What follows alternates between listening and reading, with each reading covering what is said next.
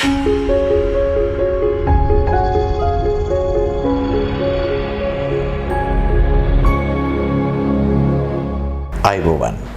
ආරෝග්‍ය YouTube නාලිකාව තුළින් බරසාර සාකච්ඡාවකටයි අපි අද අවතෙන් වෙන්න සූදානම් වෙන්නේ.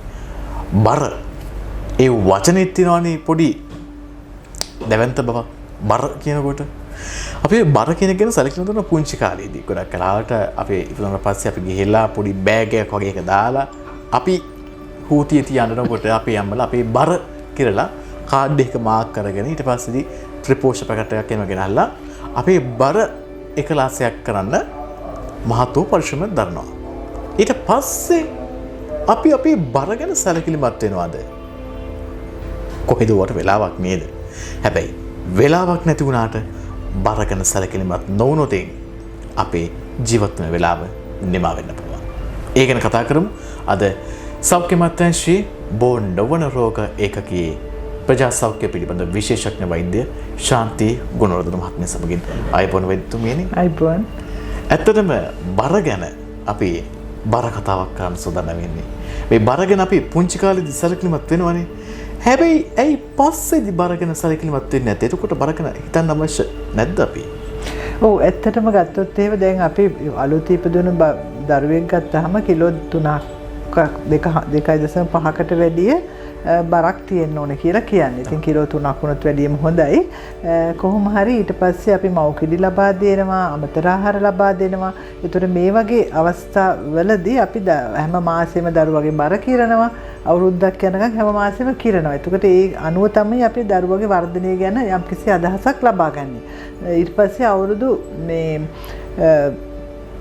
දෙකෙන් පස්සේ අපි අවුරුදු 5 වෙනකම් මාස 3කට සැරයකුත් බබාගේ බර කිරනවා. එතකොට දෙමව්පිය හුඟක් අවධානය යොමු කරනවා අර බර අපේ ළමා වර්ධන සටහනට අනුව බර හරියාකාරව තියෙනවද කියලා බලන්න. නමුත් අපි දැන් දකිනවා අවුරුදු 5න් පස්සේ දරුවෝ ඉස්කෝලේට යනකොට මේ තත්ත්වය ටිකක් වෙනස් වෙනවා. එතකොට වෙළඳ දැන්වීම් වලින් විවිධ කෑම වර්ග ප්‍රදර්ශනය කරනවා. එතකොට ඒකම පහසු ගැන හිතනවා. සමහරට දෙමව්පිය හුඟක් කාර්යබහුල වුණාම පහසුවෙන් ළඟ ආහාර කඩවල් වල තියෙන දේවල් අරන් යන්න පෙළඹෙනවා. ඉතින් ඒක නිසා අනිත් එක විවිධ රසකාරක දාපු ආහාර නිසා දරුවන් ඒවට ඇබ්බැහියක් ඇති වෙනවා.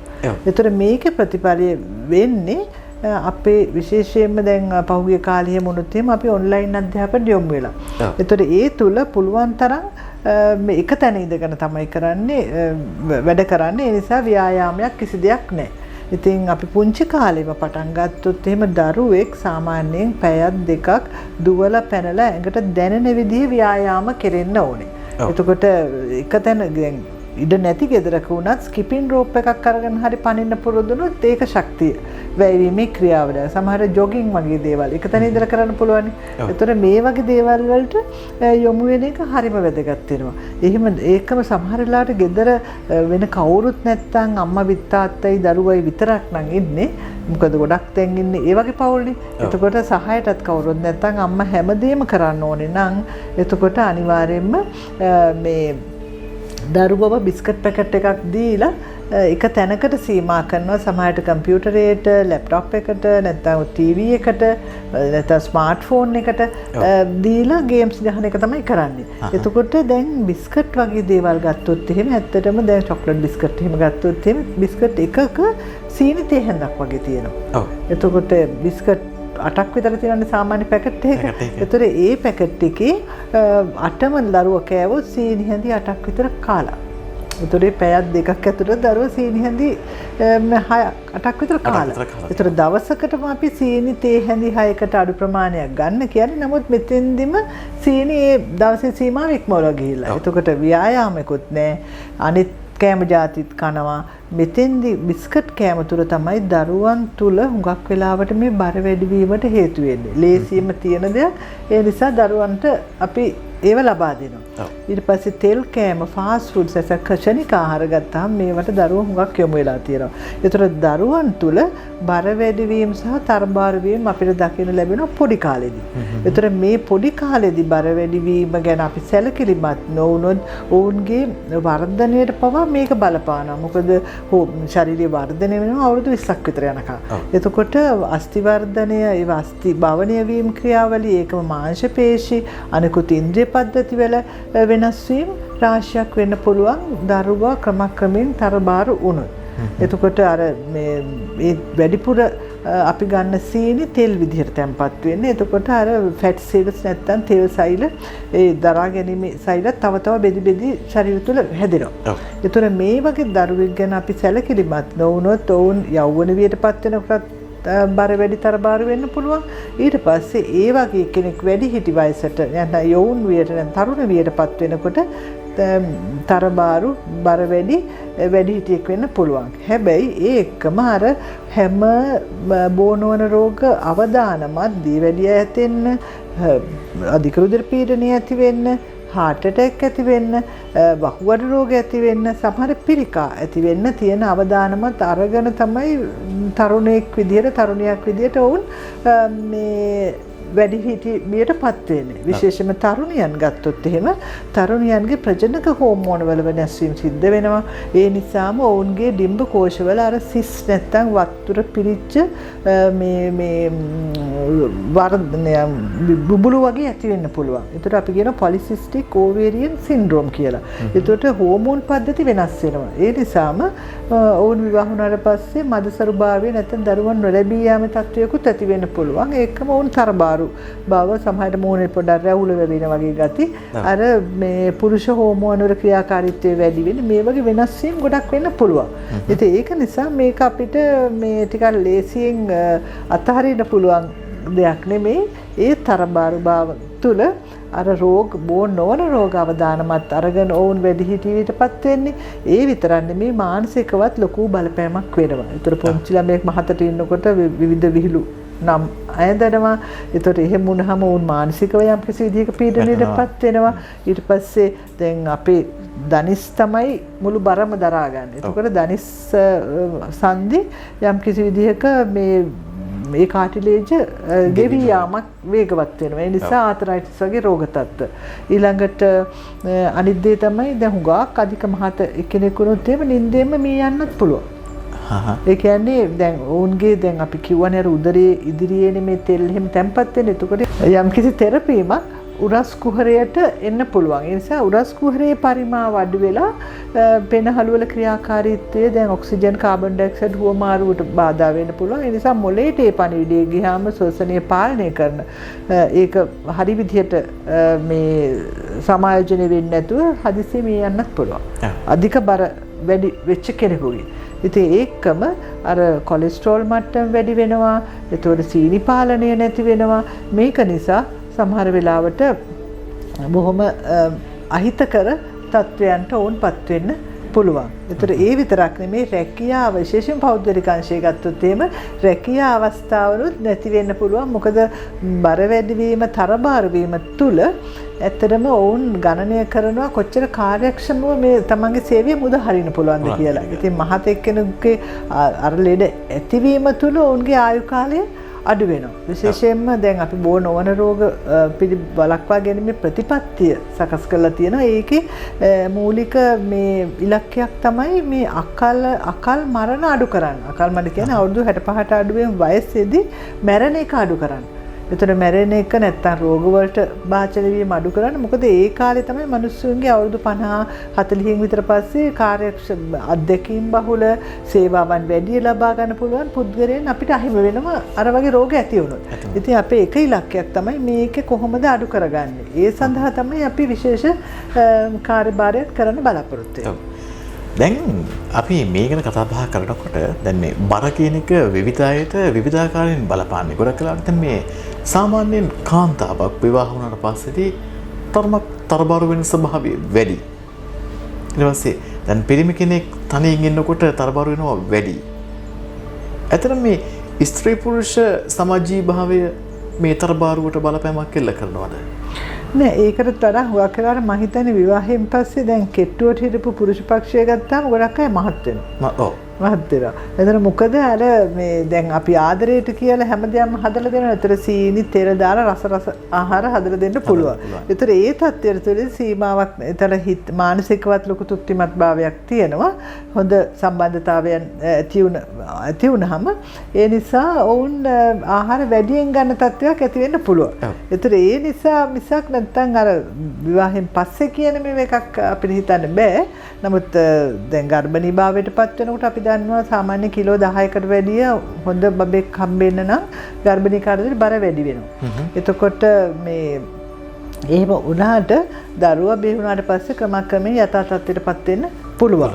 නමුත් තුඟක් වෙලාවට කාන්තාවන්ගේ බර වැඩි වෙන්නේ කිරි දෙන කාලේදී. මොකද ආහාර ගැනීම සමහරට වැඩි වෙනවා. සමහරට බබා මේට කෑම හදනවා. ඒතර සමහර කෑම මේ අහක දාන්න හොඳ නැහැ කියලා වැඩිපුර හැදුවොත් ඒ ආහාර ගන්නවා. ඉතින් ඕ වගේ තත්ත්ව තියෙනවා. ඉතින් මේ එන්නේ ඒ වගේ දේවල් පිළිබඳව අපි අවධානය යොමු කරන්න ඕන. නැත්නම් වෙලාවට කන්නේ නැහැ. එක එක වෙලාවට කන්නේ. ඒතකොට මේ සීමාවන් තුල යම් යම් ප්‍රශ්න ඇති වෙනවා. දැන් ගැහැණියකගේ ලොකුම බලාපොරොත්තුව මව් පදවිය ලබන එක. හැබැයි මේ මව් පදවිය ලබන එකට ලොකු බලපෑමක් එල්ල කරන්න පුළුවන් මේ බර වැඩිවීම. ඔව් ඒක තමයි අපි විශේෂයෙන්ම අර කිව්වේ අර polycystic ovarian disease කියන තත්ත්වය. ඒ කියන්නේ බර වැඩි වෙනවා obesity නැත්නම් බර සූලතාවය දකින්න ලැබෙනවා අපිට ගොඩක් වෙලාවට කාන්තාවන්ගේ. එතකොට තරුණ ළමෙක් විවාහ අපේක්ෂිත වයසටපත් වෙනවා නම් අපි උපදෙස් දෙන්නේ බර වැඩි නම් බර අඩු කරගන්න විවාහයට පෙර ඒකම හුඟක්ම කෘෂණක්. මන්ද පෝෂණයෙන් පෙළෙනවා නම් දැන් අපි ශරීර ස්කන්ධ දර්ශකය කියන උසට සැලෙන බර තියනවද කියලා බලන දර්ශකයක්. එතකොට ඒ අගය 18.5ට වඩා අඩුයි කියන්නේ මන්ද පෝෂණේ. පෝෂණ තත්ත්වය අඩුයි. උසට සැලෙන බර නැහැ. ඒතර 25ට වඩා වැඩි වෙනවා කියන්නේ බර වැඩි. 30ට වැඩි වෙනවා නම් මේ ස්තූල නැත්නම් තරබාරු කියනවා. ඉතින් 18.5යි 24.9යි අතර BMI එක තියාගන්න පුළුවන් තරම් හොඳයි. 23ට අඩු මට්ටමේ තියෙනවා නම් ඒතර ඒ මට්ටමේ තීම තමයි අපි හොඳ බරක් උසට සැලෙන බරක් කියලා කියන්නේ. ඉතින් හොඳ පෝෂණ තත්ත්වයක් කියලා අපි ඇත්තටම කියන්නේ මහා ලොකු දේවල් නෙමෙයි උසට සැලෙන බරක් තියනවාද. ඒකම නිරක්තය අයඩීන් ඌනතාවය වැනි අර ශුද්ධ පෝෂක ඌනතාවයක් නැද්ද? ඒතර විවාහ අවස්ථාව වෙන විට මේ තත්ත්වය ගැහණු දරුවෙක්ගේ තිබුණොත් ඔවුන්ට හොඳ දරුවෙක් ලබන්න තියෙන අවස්ථාව වැඩි වෙනවා. ඉතින් ඒ ගැන අපි හිතන්න ඕනේ බර වැඩි නම් බර අඩු කරගන්න, බර අඩු නම් බර සාමාන්‍ය ප්‍රමාණයට ගන්න මේ යම්කිසි ක්‍රියාමාර්ග ගන්න ඕනේ. අපි අවසාන වශයෙන් කතා කරනවා ඩයට් ප්ලෑන් සහ උණු වතුර පානය කරනවා කියන එක. උදේම නැගිට්ටට පස්සේ හිස් බඩ උණුසුම් වතුර විදුර බොන්න කියලා කියනවා මේ තරබාරු කටියට. ඔව් එක එක මතිමතාන්තර තියෙනවා. සමහර වෙලාවට අර ඉන්ටර්මිටන්ට් ෆාස්ටිං කියලා දවසට දෙපාරක් ගන්න. ඊළඟට මේ සමහරට ප්‍රෝටීන් අධික ආහාර සමහර බිත්තර 4-5ක් විතර එක වේලකට ගන්න. ඕ වගේ එක එක මේ ක්‍රමෝපායන් සමහරට සෝෂල් මීඩියා වල මේවා වෙනවා, වෙබ් එකේ තියෙනවා. නමුත් අපි ඇත්තටම ගත්තොත් එහෙම ඒක යම්කිසි කුඩා පොඩි කාලයකට මිසක් අනිත් එක කන්නේ නැතුව ඉන්න එක. ඩයට් කරනවා කියලා මහතයි කියලා කන්නේ නැහැ. ඒතර ඒ වගේ දේවල් අපි කොයි වෙලාවකවත් අනුමත කරන්නේ නැහැ. මොකද අපි ප්‍රධාන ආහාර වේල තුන ගන්න ඕනේ. මේ ආහාර ගන්න ආහාර වේලේ සංයුතිය තමයි අපි වෙනස් කරන්න ඕනේ. ඒතර බත් ගොඩක් කෑව නම් බත් ප්‍රමාණය අඩු කරන්න ඕනේ. එළවලු කොළ ಜಾති වලින් වැඩිපුර කන්න ඕනේ. එතකොට අර බත් අඩුවෙන් කෑවා කියලා ඒක දැනෙන්නේ නැහැ. මොකද කොළ එළවලු වල කෙඳි බහුල නිසා ඉක්මනට දිරවන්නේ නැහැ. ඒ නිසා ඉක්මනට බඩගිනි වෙන්නේ අර වැඩිපුර ශක්තිය අපිට ඇඟේ ශරීරේ පවත්වා ගන්න ඕනේ ශක්තිය තැම්පත් වෙලා තියෙන තෙල් බිඳ වැටිලා හරි ඒ වෙලාවේ ශක්තිය ලබා දෙනවා. ඉතින් ඒක නිසා කොයි වෙලාවක දැන් උණු වතුර බොන්නේ ඒකේ මතමතාන්තර තියෙනවා මම දන්නේ ඒකේ විද්‍යාත්මක පදනමක් ගැන අපිට ඒ තරම් සාක්ෂි නැහැ. ඉතින් මේ ස්වභාවික ආහාර වලට පුරුදු වෙන්න කියන පණිවිඩය තමයි අපිට දෙන්න ඕනේ. එළවලුවක් බත් ටිකක් එළවලුවක් සමහරට අලබතල කරනවා නම් ඒත් ස්වල්පයක් එකතු කරගන්න පුළුවන්. ඒතකොට ඇට జాතියක් පලා වර්ගයක් එකතු කරගත්තොත් එතකොට මස් මාළු සමහරට බිත්තර කරවල හාල් මැස්ස මේ සත්ව ප්‍රෝටීන් ටිකක් හරි එකතු කරගත්තොත් මං හිතන්නේ හරි පෝෂණයක් අපිට ලැබෙනවා. ඒ කියන්නේ ශක්තිය වර්ධනයට අවශ්‍ය සහ ආරක්ෂක ආහාර පලා වර්ග වලින්. එතකොට අර පිළිකා ඇති වෙනක වළක්වන්න යම් යම් රෝග වලට ඔරොත්තු දීමේ ශක්තිය ඇති කරගන්න මේකෙන් ලොකු රුකුලක් ලැබෙනවා. ඉතින් එහෙම මේ කිරීම තමයි වැදගත් වෙන්නේ. අනිත් එක වතුර බොන එක ගත්තොත් එහෙම අපි හැමදා තිබහා වුණාම නෙමෙයි බොන්න ඕනේ. ඔව්. ඒතර හුඟක් වෙලාවට මොකද ශරීරයේ 60%ක් 70%ක් තියෙන වතුර. ඉතින් වතුර තියෙනකොට මේ අපි තිබහා වෙනවා කියලා කියන්නේ මේ සෛල නිකන් මේ විජලනයටපත් වෙනවා කියන එක. ඉතින් හැමදාම පුරුද්දක් විදිහට තමයි අපි වතුර බොන්න කියන්නේ උදේ නැගිට වෙලාවෙ ඉඳලා රෑ නිදා ගන්න වෙනකන්.